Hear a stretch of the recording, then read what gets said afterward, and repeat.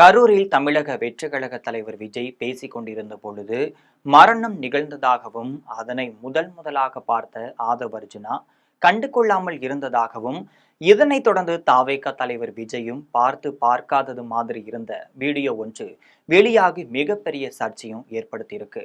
அது என்ன என்பதை பற்றி இந்த செய்தியில் முழுமையாக காணலாம்.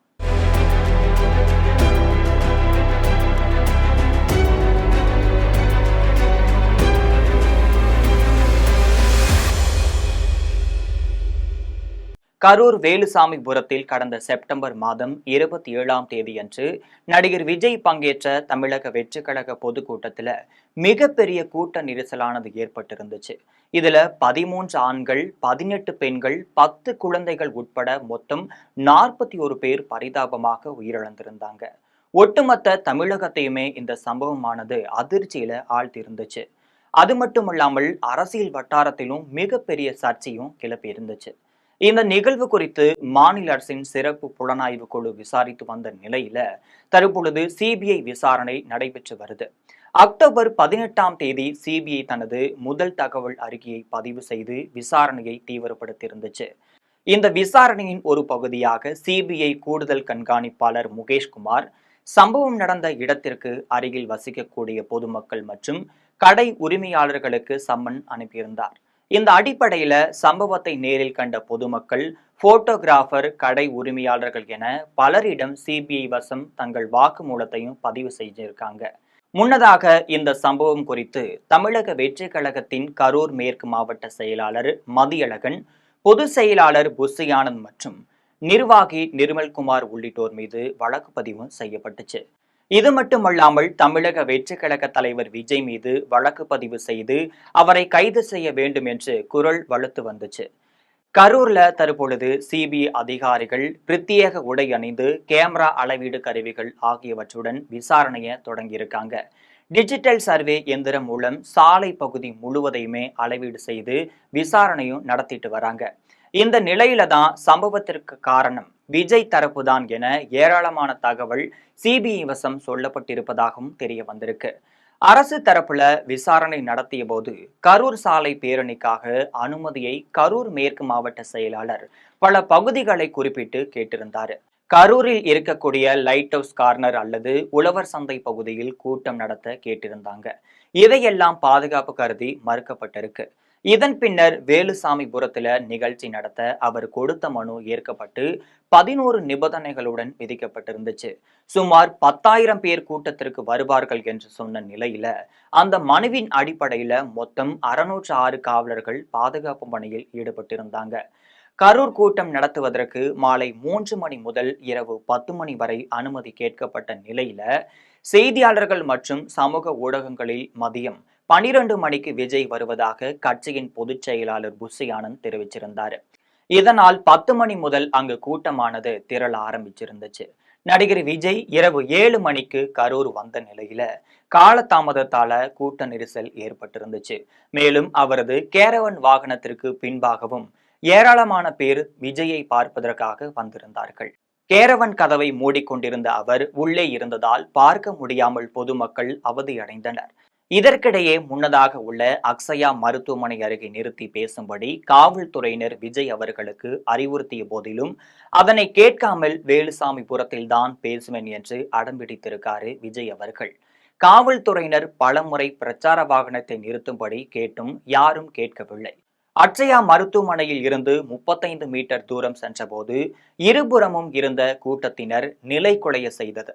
இதனால் மிகுந்த அலைமோதல்கள் ஏற்பட்டு பீதி, மூச்சு திணறல், மயக்கம், நெரிசல் ஏற்பட்டிருந்துச்சு. இதனால பலரும் பாதிக்கப்பட்டிருந்தாங்க. இதே இடத்துல அதற்கு ஒரு சில நாட்களுக்கு முன்பு அதிமுக பொதுச் செயலாளர் எடப்பாடி பழனிசாமியின் சாலை பேரணியும் நடத்தப்பட்டிருந்துச்சு. ஆனால் அதில் எந்த ஒரு அசம்பாவிதமும் நடைபெறவில்லை என்று தெரிவிக்கப்பட்டிருக்கு. இதற்கிடையே கரூர் சம்பவம் தொடர்பாக புதிய வீடியோ ஒன்று சிபிஐ வசம் ஒப்படைக்கப்பட்டிருப்பதாகவும் தெரிய வந்திருக்கு. அந்த வீடியோவில் நடிகர் விஜய் சம்பவ இடத்திற்கு வந்ததுமே தனது கையில் இருக்கக்கூடிய காகிதத்தை எடுத்து படிக்க தொடங்கியிருக்காரு. அந்த சமயத்துலதான் வலது பக்கமாக இருந்த கூட்டத்திலிருந்து சிலர் கூக்குரலிட்டு கையை உயர்த்தி கவனத்தையும் ஈர்த்திருக்காங்க. அந்த இடத்துல ஒரு பெண் மயங்கியும் விழுந்து கிடக்காங்க. ஒரு குழந்தையும் கீழே விழுந்து கிடக்கிறது. அந்த பெண்ணை பாருங்கள் என்று கூச்சலிட்டு பலரையும் விஜய கூப்பிட்டிருக்காங்க. இந்த சமயத்துல ஆதவ் அர்ஜுனா கேரவன் வாகனத்தின் உட்புறமாக அமர்ந்திருக்காரு. அப்பொழுது அவர் பார்த்த பொழுது இங்கே பாருங்கள், இங்கே பாருங்கள் என சத்தமிட்டு பெண்கள் ஆண்களும் ஓலமிட்டிருக்கிறார்கள். இதனை அடுத்துதான் விஜயிடம் தகவல் சொல்வதற்காக அவர் கேரவன் உச்ச பகுதிக்கு சென்று தகவல் சொல்ல முயல்கிறார். ஆனால் அந்த சமயத்துல விஜய் தனது பேச்சை தொடங்க ஆரம்பிச்சு விட்டாரு. இதனால அந்த பேச்சை இடைமறிக்க முடியாது என்று நினைத்த ஆதவ் அர்ஜுனா அமைதியாகவே இருந்திருக்காரு. இதன் பின்னரும் தொடர்ந்து கூப்பாடு எதிரொலிக்கிறது. இதனை அடுத்து ஆதவ் அர்ஜுனா கீழே குனிந்து என்ன நடந்தது என்று கேட்கிறாரு. அப்பொழுது கீழே விழுந்து கிடப்பதாக தகவல் சொல்லப்படுது. இதனை கேட்ட ஆதவ் அர்ஜுனா மீண்டும் விஜயிடம் சொல்ல முயல்கிறாரு. ஆனால் விஜய் பேசிக் கொண்டிருக்கிறார். இதனால் அவரால் தகவல் சொல்ல முடியவில்லை.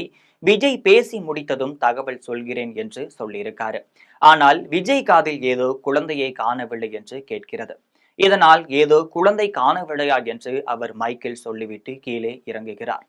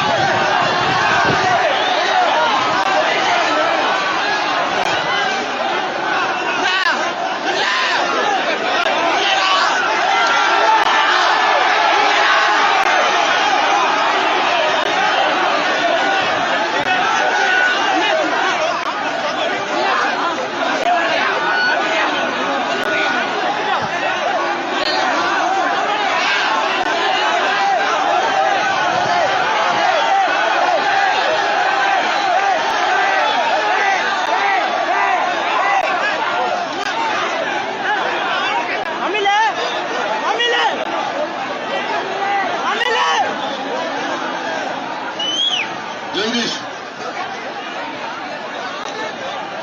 உடனே ஒரு ஆம்புலன்ஸ் கூப்பிட்டு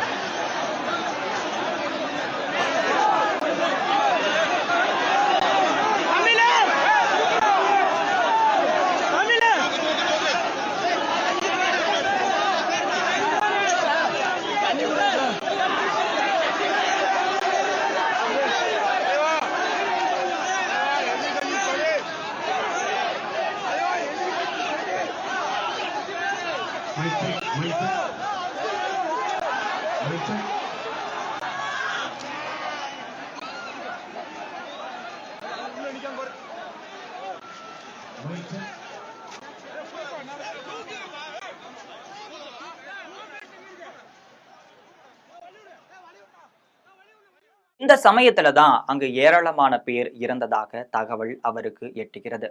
இதனைத் தொடர்ந்து அவர் கேரவனை வேகமாக எடுத்து சென்று விட்டதாகவும் சொல்லப்படுது. தற்பொழுது வெளிவந்துள்ள இந்த வீடியோவால் நடிகர் விஜய்க்கு புதிய சிக்கல் ஏற்பட இருக்கிறது என்பது தெரிய வந்திருக்கு. இது தவிர சிபிஐயிடம் வாக்குமூலம் அளித்த பலரும் விஜய் மீது குற்றமும் சுமத்திட்டு வராங்க. கேரவனில் வந்தபோது வெளியே எட்டி பார்த்திருந்தால் இந்த சம்பவம் நடந்திருக்காது. அது மட்டுமல்லாமல் காலையிலேயே அவர் வந்திருந்தாலும் இந்த சம்பவமானது நடைபெற்று இருக்காது என்று பலரும் விமர்சனத்தை முன்வைக்கின்றாங்க.